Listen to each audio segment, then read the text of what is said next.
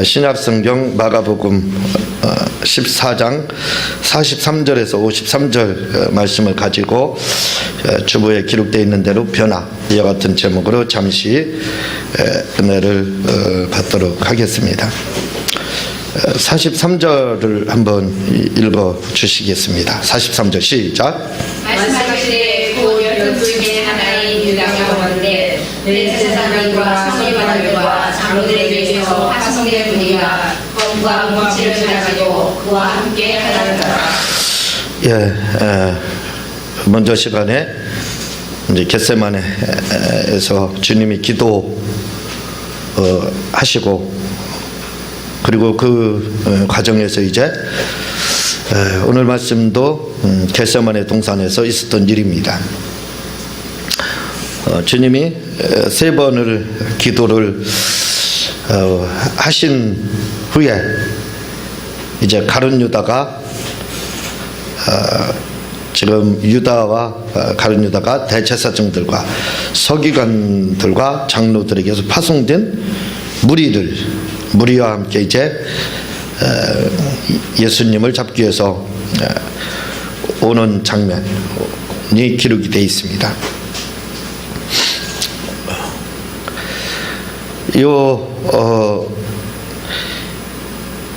파송된 무리와 검과 뭉치를 가지고 그와 함께 하였다, 이렇게 이야기를 하고 있는데, 여기서 말씀을, 요 본문 말씀을 통해서만 볼 때는 마치 대제사장들과 서기관들과 장로들에게서 파송된 이들이 구성이 되어 있는 공예가 있는데, 그걸 가리켜서 사내들인 공예, 이렇게 이야기를 합니다. 그 공예에서 파송된 자들, 이들이 성전 수비대인데 그들이 예수님을 잡으러 이렇게 오고 있습니다. 근데 요 말씀상으로만 볼 때는 노마의 군병들은 빠져 있고 성전 수비대만 이렇게 동원된 것처럼 보이고 있는데, 사실은 성전 수비대만 예수님을 잡는데 온 게 아닙니다. 여기에는 노마 군병들도 같이 결탁이 돼서 예수님을 잡기 위해서 이렇게 왔습니다. 그런데 이 본문상으로 볼 때는 그런 예수님을 잡기 위해서 노마 군병이 파송이 됐다, 파병된 것이 나와 있지가 않습니다. 그러나 요한복음 18장 12절에 보면 이에 군대와 천부장과 유대인의 하속들이 예수를 잡아 결박하고, 이렇게 되어 있습니다.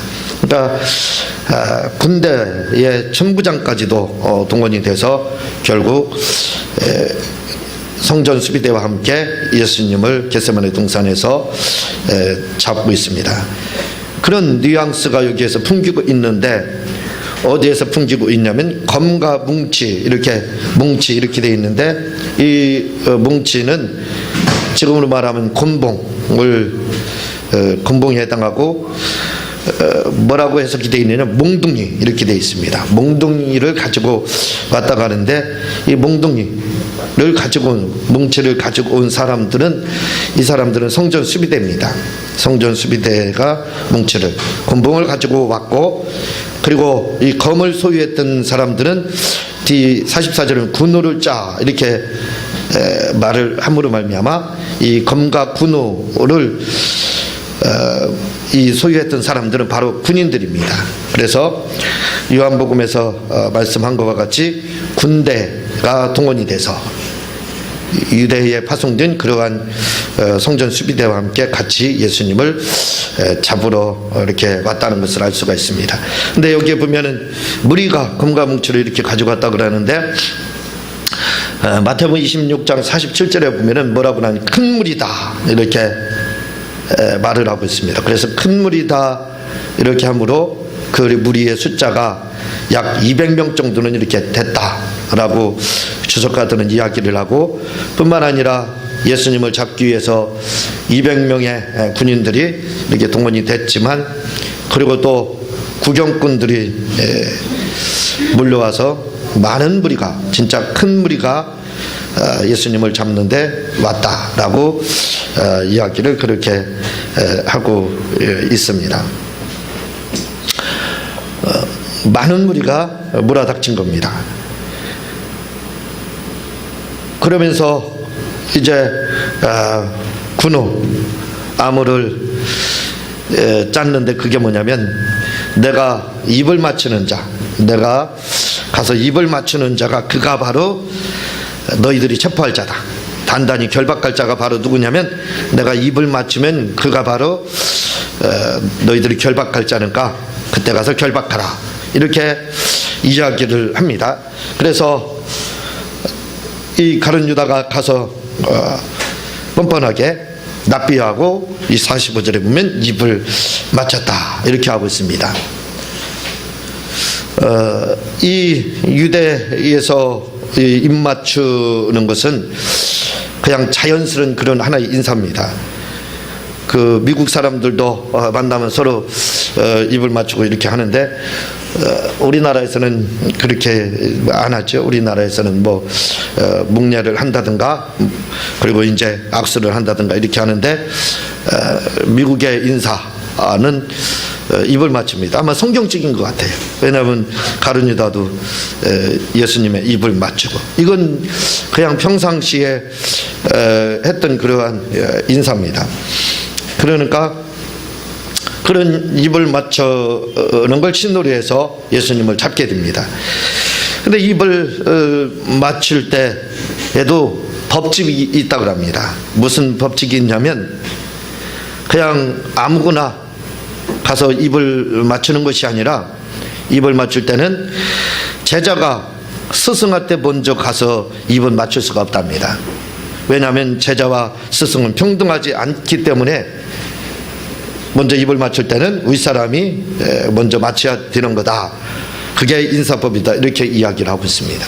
그런데 지금 가룟 유다는 자기가 먼저 달려가서 예수님이 그를 먼저 입을 맞춘 것이 아니라 자기가 먼저 달려가서 입을 맞추고 있습니다.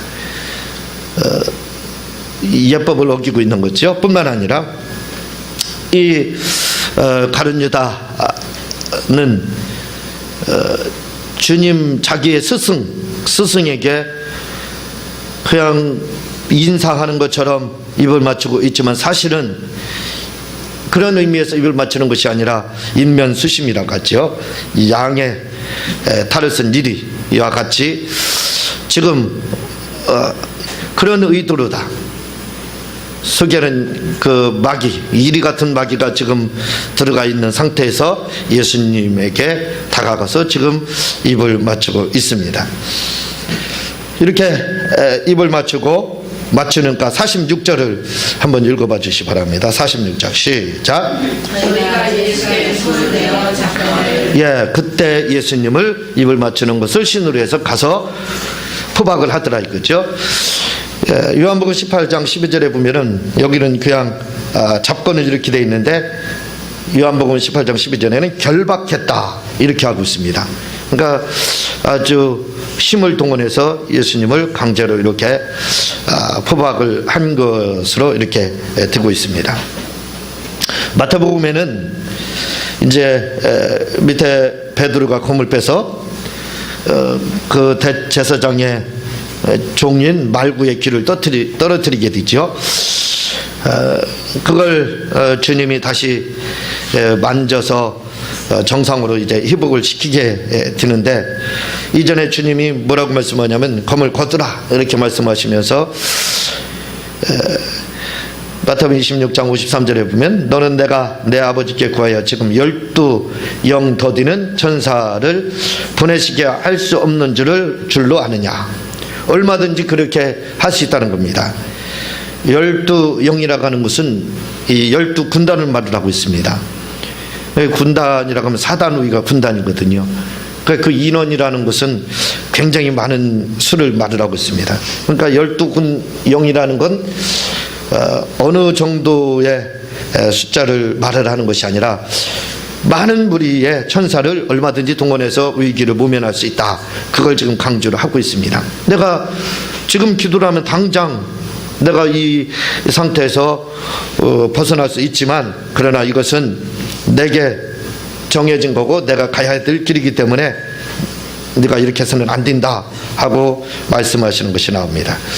근데 요한복음에 보면은 이 장면이 더 실감나게 이렇게 묘사가 되고 있는데, 뭐라고 묘사가 되냐면 18장 6절에 보면은 예수께서 저희에게 내놓으라 하실 때 저희가 물러가서 땅에 엎드려지는지라. 그냥 여기서는 그냥 이 자연스럽게 결박되고 하는 것처럼 이렇게 되어 있지만 사실은 그렇지 않습니다. 이 온 무리들이 이 입을 맞추고 이제 나사렛 예수가 누구냐니까 내다 할 때 그걸 그 소리를 듣고 다 혼절을 했다 이 말입니다. 그렇게 지금 말씀을 하고 있어요. 그리고 18장 17절에 이에 다시 누구를 찾느냐고 물으시는데 저희가 말하되 나사렛 예수나 하고는, 18장 8절에 보면 예수께서 대답하시되 너에게 내놓으라 하였으니 나를 찾거든 이 사람들의 가는 것을 용납하라. 제자들이 잡힐 거에 대해서 아셨기 때문에 이들은 나만 잡으면 되지 않느냐 해서 제자들이 이제 피할 수 있는 그 시간을 벌어준 것이 이렇게 나오고 있습니다. 그리고 말구의 귀를 다시 만져서 주님이 그 문제를 해결해 줍니다. 51절을 한번 보겠습니다. 51절 시작. 한 청년이 거스못에 몸에 배우를 집어들고 예수 맨살을 따라오다가 무리에 의해 잡히매. 이 한 청년이 벗은 몸으로 배 혼이불을 두르고 예수를 따라오다가 무리에게 잡히매, 이렇게 돼 있는데, 이 한 청년이라고 할 때 이 한 청년은 누구냐면 바로 본문의 저자인 마가입니다. 베드로의 제자지요. 베드로의 저자 70인 제자에 속했던 이 마가의 다락방 하는 그 마가입니다.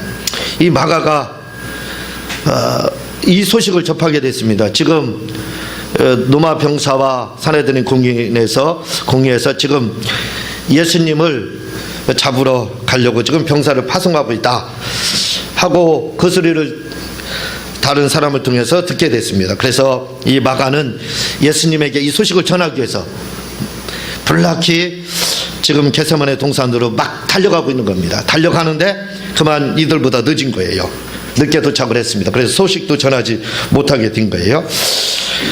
그러다 보니까 늦게 출발했기 때문에 예수님은 결박하고 이제 내려오는 과정에서 만난 거지요. 그러다 보니까 이 마가가 도망치게 됩니다. 소식을 전하지 못하고 그만 도망치게 되는데, 도망가다가 얼마나 급하게 예수님께 이 소식을 알려야 되겠다 하는 마음을 가졌는지 옷을 전혀 입지 못했어요. 옷 입지 못하고 그냥 이불만 이렇게 두르고 겟세마네 동산으로 달려가다 잡힌 겁니다. 그러는 거 어떻게 해요? 그러니까 옷만 둘둘 말았기 때문에 딱 한쪽을 딱 잡으면 어떻게 돼? 잡고 있으니까 자기가 돌으면 자동적으로 다 옷은 그 옷만 잡게 되고 본인은 빠져나올 수 있겠지만 다 벗을 수밖에 없죠. 그런 상태입니다. 그래서 이렇게 도망가게 돼서 결국은 다 도망가고 사도 요한만 끝까지 하나님께, 우리 주님께 의리를 지키는 것을 보게 됩니다. 그러면서 보게 되면 48절을 한번 볼까요? 48절 시작. 예수께서 우리에게 말씀하여 가라사대 너희가 강도를 잡는 것 같이 건강한 생사를 가지고 나를 찾아보러 나왔느냐. 43절에서 53절을 말씀을 보게 되면 이 예수님이 그동안 제자들과 또 많은 무리들에게 끊임없이 지도하고 가르침이 있습니다. 그것은 하나님의 사랑과 또 예수님의 그 국민하심을 사람들에게 이렇게 전했습니다. 뒤에 우리 은우가 왔습니다. 박수 한번 쳐줄까요?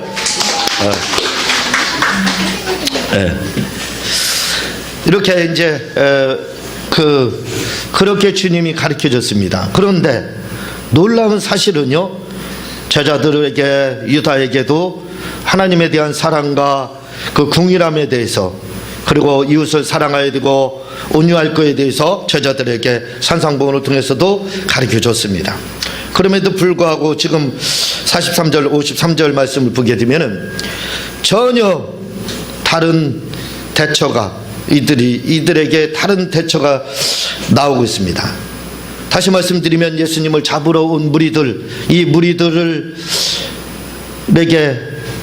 했던 행동들을 보면 이 무리들과 가룟 유다와 또 제자들이 한 베드로나 이런 제자들이 한 행동들을 보게 되면 전혀 이해가 되지 않습니다.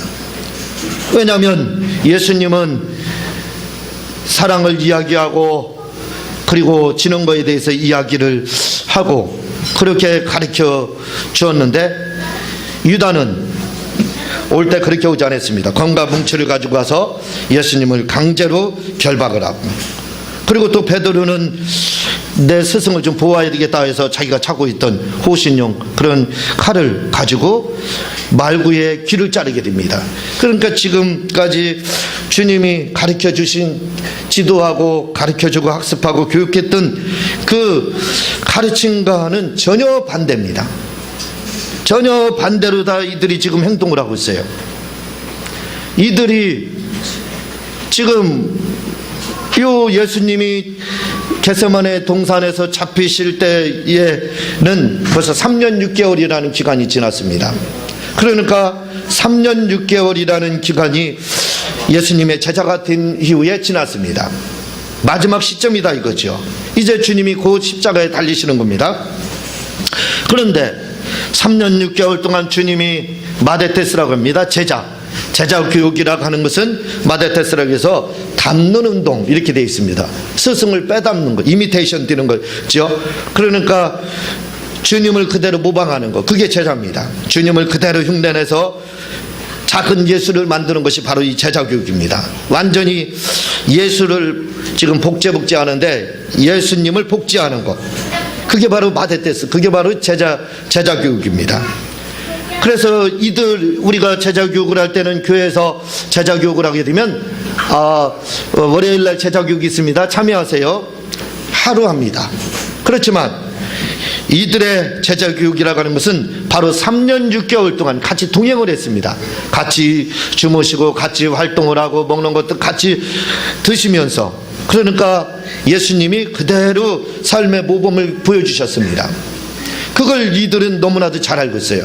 그리고 예수님이 사람들을 어떻게 대하고 어떻게 사랑했는지에 대해서, 그리고 어떻게 가르쳤는지에 대해서 잘 알고 있습니다. 그런데 이들의 행동은 전혀 그 가르침에서 벗어나고 있습니다. 돌발적인 지금 행동이 이루어지고 있습니다. 주님이 지금까지 제자들을 제자 교육을 시켰는데 3년 6개월 동안 그냥 월요일날 하루 시킨 게 아닙니다. 3년 동안 6개월 동안 약 4년이지요. 만 3년 6개월이니까 4년입니다. 4년 동안 주님이 그렇게 교육을 시켰음에도 불구하고 이들이 지금 대처하고 있는 방법은 전혀 다른 방법입니다. 예수님이 말씀하신 거하고는 전혀 다르게, 이걸 우리가 알아야 됩니다. 그래서 연습과 실전은 항상 다르다는 걸 우리가 알아야 돼요. 그래서 경기를 할 때도 보면 실전처럼 연습하라 이렇게 말합니다. 왜냐하면 연습을 바로 하지 못하면 실전에 가서는 우사인 볼트처럼 뛰는 거예요. 100m에서 그 법을 어기는 겁니다. 그렇게 돼서 결국은 뛰어보지도 못하고 탈락하게 되는 거예요. 마찬가지라 이거죠. 그 연습이라는 것이 굉장히 중요합니다. 이들을 데리고 주님은 3년 6개월 동안 끊임없이 연습을 시켰어요. 그렇지만 실전에 돌입을 하니까 자기들의 옛 모습들이, 그 타성, 그 본성이 그대로 나오고 있습니다. 예수님이 가르쳐 준 거하고는 아무 상관없이 자기 승질 나오더라 이거죠. 본성이 나오고 있습니다. 이게 무서운 거예요. 우리처럼 하루 제자 교육을 받아서, 일주일에 하루 제자 교육을 받아서 이렇다 그러면 아유 일주일에 한 번씩 받았으니까 뭐 얼마 되지 않으니까 그럴 수도 있지, 그렇게 이해할 수가 있을 겁니다. 그러나 제자들은 그렇지 않습니다. 제자가 되는 그 순간부터 이들은 같이 동행했습니다. 주님과 함께 잠을 자고 먹고 활동을 같이 하고 주님이 말씀하시는 소리를 다 들었습니다. 이런 세밀한, 이런 친밀한 관계를 가졌던 것이 아포크라파라는 외경에 보면, 의경에 보면 내용들이 너무나도 잘 소개가 되고 있습니다. 한 사람 한 사람하고 주님이 얼마나 깊은 관계의 대화를 나누었는지 몰라요. 여기에 사복음서에 그런 내용들이 안 나오고 있지만요. 왜냐하면 3년 6개월 동안 같이 활동을 같이 했기 때문에 그렇습니다. 그러나 이들이 지금 그렇게 하면서 가르쳤음에도 불구하고 실전에 돌입하자 이들은 완전히 다른 사람으로 돌변하게 됩니다. 어떤 사람으로 돌변하게 되냐면 훌륭한 사람으로 작은 예수를 돌변하는 것이 아니라 예수 성품이 그대로 나옵니다. 지금은 구정물통이라는 게 없어요. 예전에 우리가 자랄 때는 구정물통이 있어요. 그래서 그 구정물통을 받아서 이제 그걸 여물을 끓여가지고 줄 때, 또는 소에게 그 물을 줄 때 그냥 맹물을 준 것이 아니라 왕겨나 또는 겨나 또는 이 구정물을 이렇게 퍼서 갖다 주기 위해서, 동물을 키우기 위해서 이 구정물통이 있었습니다. 그 구정물통을 보게 되면 음식물 쓰레기통과 비슷한 거죠. 그래서 때로는 뭐 콩나물도 넣고 깍두기도 집어넣고 김치도 집어넣고 그렇게 합니다. 그런데 이 구정물통을 넣고 나서 한두 시간 있은 후에 보게 되면 위에는요 얼마나 뽀얀한지 모릅니다. 물이 맑아요. 그래서 한 잔 떠먹고 싶은 마음이 충동이 들 정도로 다 깨끗합니다. 밑으로 갈수록 이제 탁해지기 시작하는데 위는 아주 굉장히 맑아요. 수면은 아주 일급수는 안 되더라도 물이 그렇게 좋습니다. 그런데 잘못 가다가 그걸 한번 걸려가지고 발라면 툭 차게 되면 그 밑에 있던 수면 아래 앉아있던 깍두기니 콩나물이니 할 것 없이 다 살아가지고요. 나 안 죽었다, 나 살아있다 하면서 떠오르기 시작합니다. 수면으로 부상해요. 그래가지고 위에 와서 춤을 추고 나 살아있으니까 건들지 마라 하고 후령을 합니다. 지금 제자들의 모습이 그렇지 않은가요? 지금 겟세마네의 동산에서의 제자들의 모습이 바로 콩나물과 구정물통 안에 있는 콩나물과 깍두기와 김치 쪼가리 그 아닙니까? 지금 건들자마자 3년 6개월 동안 그렇게 주님이 교육을 시켰는데 자기가 나 안 죽었다, 죽어야 됩니다. 그런데 나 살아있다, 나 살아있으니까 건들지 마라. 마치 그 모습이 보이고 있습니다. 유다도 예전에 자기의 그 모습 그대로가 바로 적나라하게 그래 열심당원에 해당했던 사람입니다. 그렇기 때문에 나라의 독립을 위해서 싸웠던 사람이 가룟 유다예요. 그러니까 그에게는 검이 있습니다. 힘으로 만든다 하니까 뭐예요? 예수님 잡기 위해서, 스승도 잡기 위해서 그렇게 대처를 하고 있는 겁니다. 칼과 뭉치를 가지고 사람들 동원해서 군인답게 행동을 하고 있습니다.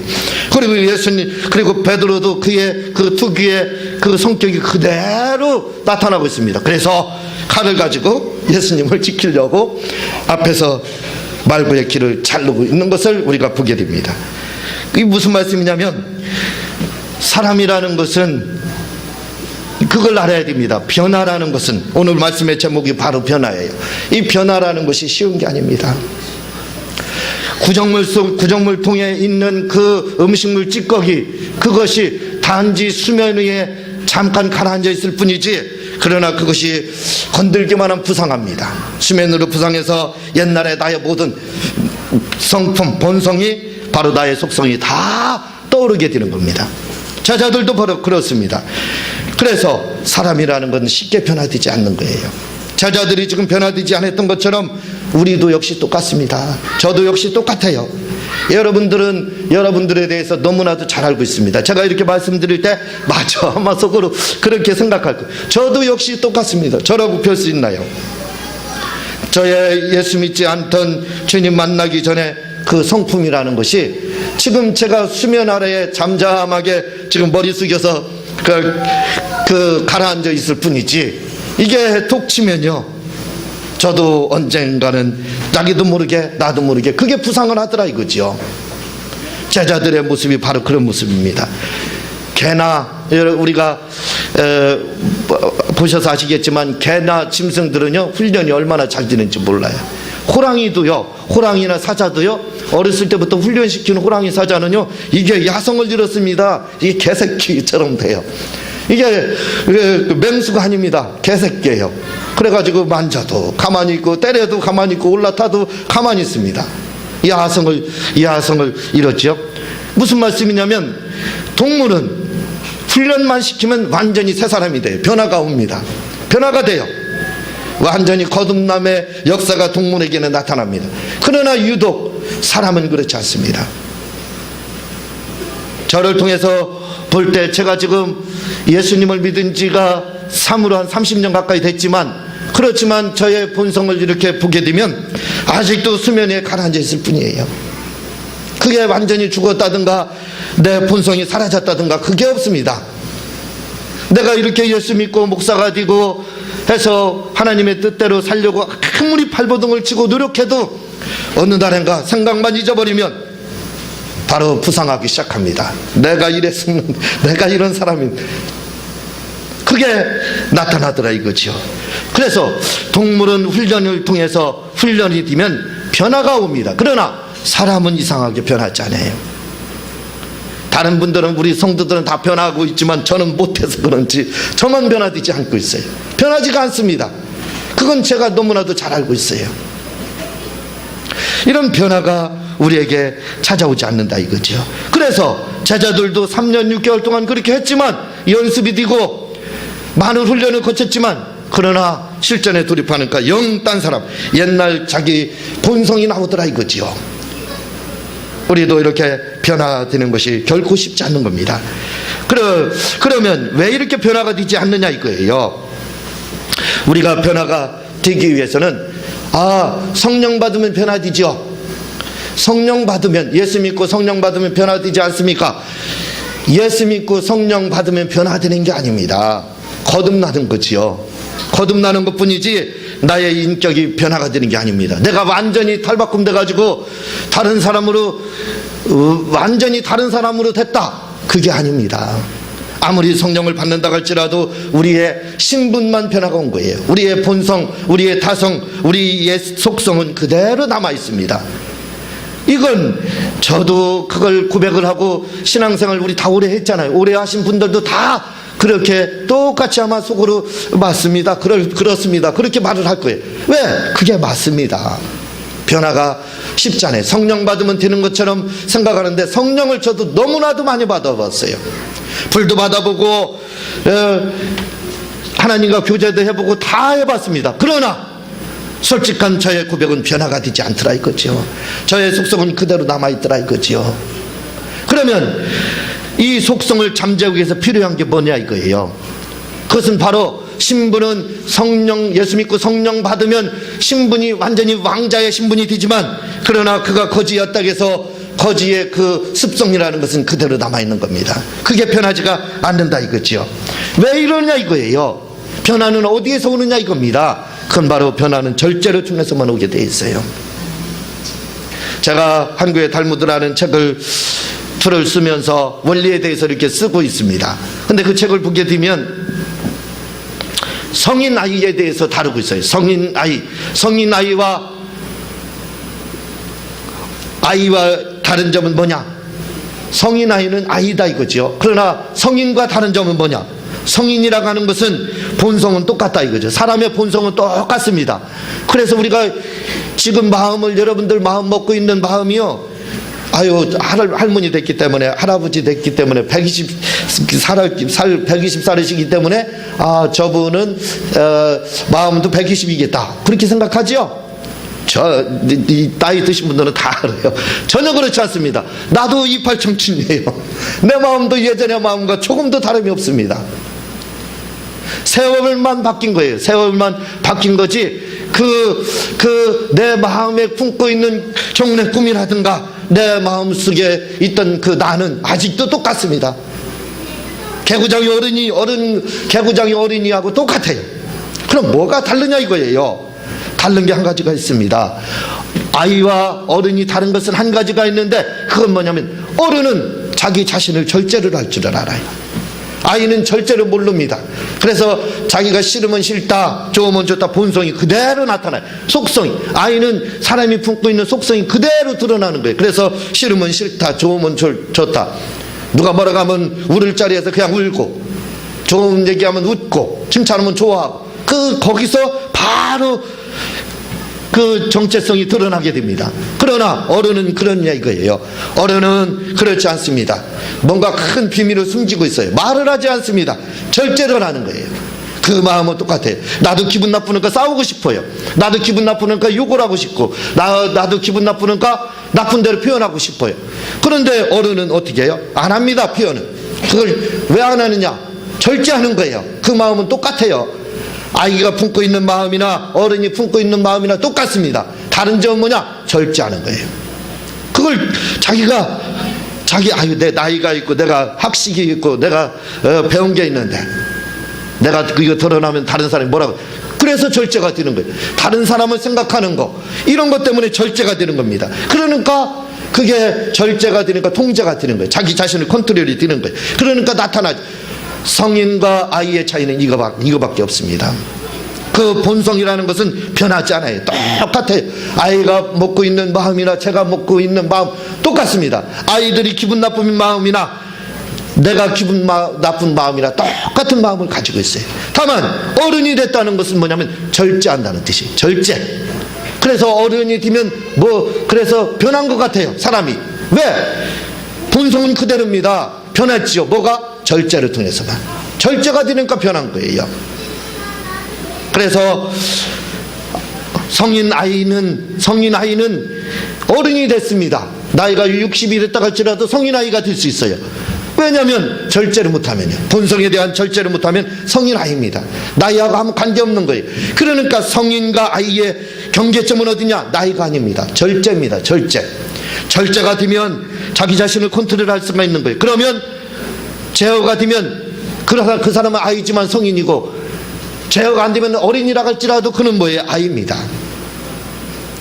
차이는 뭐냐? 절제가 되느냐 안 되느냐 그 차이예요. 바로 변화라는 게 뭐예요? 어디에서 오느냐? 내가 성령 받고 예수 믿고 성령 받고 방언을 말하고 예언을 하면 변화되겠지? 여러분들은 변했지만 저는 안 그래요. 저는 아니더라 이거죠. 그대로 내 본성은 남아있더라 이겁니다. 왜? 절제를 통해서만 사람은 변하기 때문에.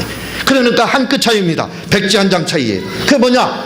그 경계는 뭐냐? 내가 하나님의 말씀을 가지고 내가 예수 믿는 사람이라는 자부심과 내가 하나님의 말씀과 내가 성령 받은 사람이 아니냐, 내가 신분이 변한 사람이 아니냐, 내가 신분이 변한 하나님의 나라의 하늘나라의 왕자들인데 그런 마음을 가지고 내가 믿지 않는 소인배들과 똑같이 내가 생활할 수 있느냐, 똑같이 행동할 수 있느냐 하는 그 마음을 가지고 절제하는 거, 그거밖에 없습니다.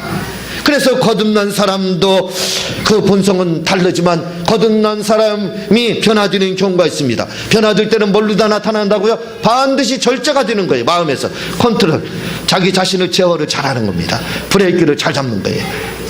하고 싶어요, 싸우고 싶어요, 욕하고 싶어요, 뭐 하고 싶어요. 그렇지만 뭐예요?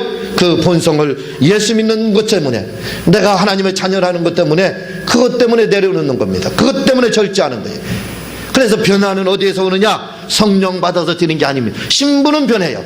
그렇지만 본성의 변화는 오지 않아요. 어디에서 오느냐? 바로 절제할 때만 오는 겁니다. 절제를 못하면 예수 믿는다 할지라도 다 망나니가 될 수 있는 겁니다. 똑같아요. 어쩔 수 없어요. 어른이라 할지라도 우리가 절제하지 않으면 어떻게 돼요? 아이가 될 수밖에 없습니다. 그러니까 우리는 절제하지 못할 때는 순식간에 어른과 아이를 오갑니다. 그렇죠? 그래서 절제를 잘할 때는 뭔가 어른이 된 것 같아요. 그런데 한순간 절제가 무너지면 바로 어린 아이로 전락을 하는 거예요. 이건 누구나 똑같은 겁니다. 저라고 해서 여기서 벗어날 수 없는 거예요. 그래서 이들이 지금 예수를 안 믿어서 이 제자들이 이상한 주님의 이런 것들을 다 예전 성품으로 돌아갔느냐? 아닙니다. 절제를 못했기 때문에 그래요. 절제를 못했기 때문에 이들에게 있어서 진정한 변화가 오지 않았던 거예요. 그래서 우리가 변하기 위해서는 절제를 해야 됩니다. 절제하지 않으면 절대로 변할 수가 없다 이거죠. 그러면 어떻게 하면 절제가 가능하느냐 이거죠. 그것은 절제를 하려면 바로 묵상을 통해서 예수님 믿고 성령 받고 하는 건 기본입니다. 이게 안 되고 나서 어떻게 하나님 말씀대로 절제하려고 그래요? 그게 안 되죠. 그러니까 예수님 믿고 성령 받는 건 기본입니다. 그 다음에 우리가 절제를 해야 되는데 그 절제를 하기 위해서는 지혜를 가져야 됩니다. 이 지혜가 바로 원리다 이거죠. 원리를 가지면 우리가 얼마든지 절제를 할 수가 있습니다. 제가 한교회 탈무드 2에는 80여 가지의 원리가 나옵니다. 처음부터 끝까지 다 원리가 나오는데 사실은 그게 넘을지도 몰라요. 80여 가지가. 어떻게 보면 80까지 안 되네요 할지도 모릅니다. 그러나 그 한 단원마다 그 원리를 사용하고 있습니다. 그러니까 80가지가 넘을 수가 있어요. 이 80가지 제가 가지고 있는 원리는 약 100가지가 되겠죠. 100가지 원리를 가지고 저는 삶을 살아가고 있습니다. 그러니까 절제가 되는 거예요. 이 원리를 가지고 있으니까 절제가 되는 겁니다. 그런데 제가 이 원리가 무너질 때가 있어요.